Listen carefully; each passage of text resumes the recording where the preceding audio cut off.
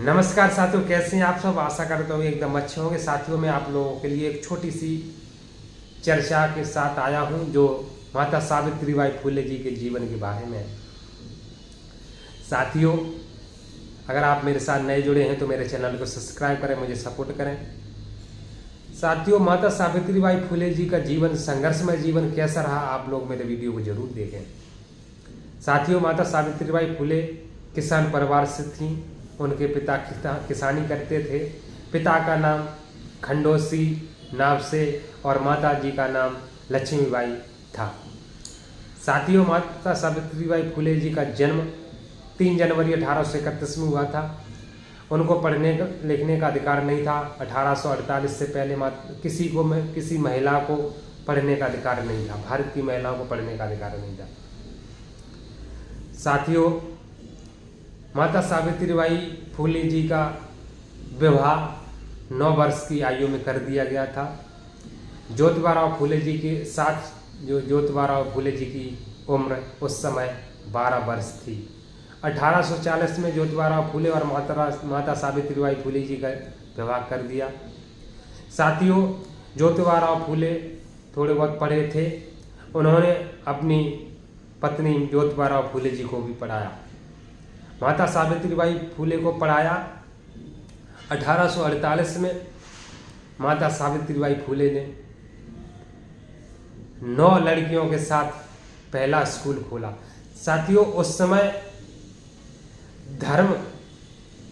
धर्म का इतना व्यवहार गलत था कि धर्म के चलते महिलाओं को पढ़ने का अधिकार नहीं था। माता सावित्रीबाई फुले चोरी छुप के पढ़ाती थी। वहाँ भी रोक लगा देते थे लोग। जब पढ़ाने जाती थीं तो कीचड़ पत्थर फेंकते थे लोग। माता सावित्रीबाई फुले ने कहा, वो मुझ पर गोबर पत्थर फेंकते रहे, मैं उनके बच्चों को पढ़ाती रही, मैं उनकी लड़कियों को पढ़ाती रही। देखिए साथियों, माता सावित्रीबाई फुले पढ़ाने जाती थी तो वो एक साड़ी पहन करके जाती थी, एक अपनी साड़ी थैले में रख कर ले जाती थी। धर्म का व्यवहार इतना गंदा था, इतना घिनौना था। उन पर ईंट पत्थर लोग फेंकते थे, कचरा फेंकते थे, गोबर फेंकते थे। वो लिस जाती थी, गंदी हो जाती थी। स्कूल में जाते ही जो गंदी साड़ी होती थी उसे उतार देती थी और जो दूसरी साड़ी अपने साथ रख कर ले जाती थी उसको पहन लेती थी। तब जाके वो महिलाओं को पढ़ाती थी। साथियों, उस समय सती प्रथा चलती थी। जात लिंग भेदभाव के बहुत विरोध थी।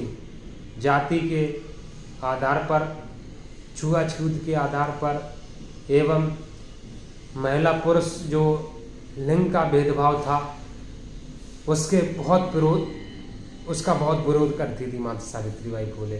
सती प्रथा की तो बहुत ही विरोध करती थी। उन्होंने विरोध किया, सती प्रथा को रुकवाया। पहले महिलाओं को सती कर दिया जाता था और विधवा महिलाओं को दूसरी शादी करने का अधिकार नहीं था। धार्मिक व्यवहार के चलते विधवा महिलाएं दूसरी शादी नहीं कर सकती थी। माता सावित्रीबाई फुले ने वह रोक लगवाई और विधवा महिलाओं के साथ बहुत ही गलत होता था।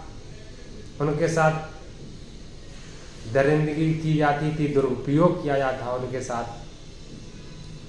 महिलाओं तो के सर को गंजा कर दिया जाता था।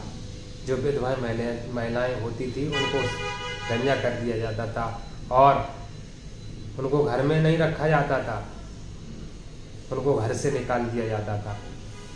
ऐसी कुरीतियाँ हमारे देश में चली हैं। 1847 की ज़्यादा दूर की बात नहीं है।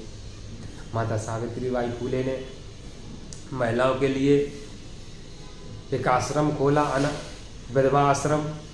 उसमें विधवाओं को रखा जाता था, विधवाएं रहती थीं और बहुत तमाम ऐसी बातें हैं जो, क्योंकि उस समय महिलाओं को कुछ नहीं समझा जाता था, बिल्कुल ही जानवरों की तरह जिंदगी जीती थी महिलाएं।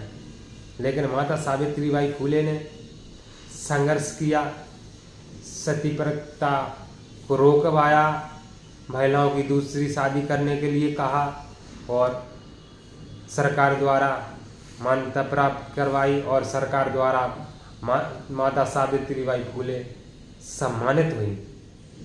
माता सावित्रीबाई देश की पहली वो महिला है जिन्होंने महिलाओं के लिए पहला स्कूल खोला, महिलाओं को शिक्षित किया। इंदिरा गांधी जी ने भी एक भाषण में कहा कि आज मैं भारत की प्रधानमंत्री हूँ तो वह माता सावित्रीबाई फूले की बदौलत हूँ।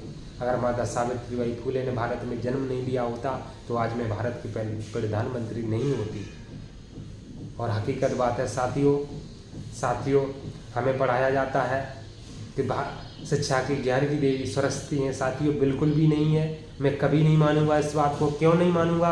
क्योंकि आप बताइए, विचार करिए कि सरस्वती जी ने कौन सा महिलाओं के लिए स्कूल खोला, कौन सा विद्यालय खोला, और एक सिंगल भारत के एक पुरुष किसी भी व्यक्ति का नाम बता दो जिसको सरस्वती जी ने ज्ञान दिया हो, पढ़ाया हो। कौन सी किताब लिखी? कुछ नहीं किया। सिर्फ और सिर्फ डपोसला है, लोगों को बेवकूफ़ बनाया गया। शिक्षा की देवी असल में है तो वो है माता सावित्रीबाई फूले हैं। तो साथियों हमें जानना चाहिए, हमारे देश की, हमारे घर की माताएं बहनें जो पढ़ी लिखी हैं, उच्च पदों पर बैठी हैं, हमारे देश की ज़मीन से लेकर आसमान तक, ट्रेन से लेकर हवाई जहाज़ तक जो उड़ाती हैं, हमारे देश की महिलाएं, वह किसकी बदौलत? माता सावित्रीबाई फूले की बदौलत। ज़मीन से लेकर आसमान तक जा रही हैं और साइकिल से लेकर हवाई जहाज तक उड़ा रही हैं हमारी देश की बेटियां, बहनें, महिलाएं।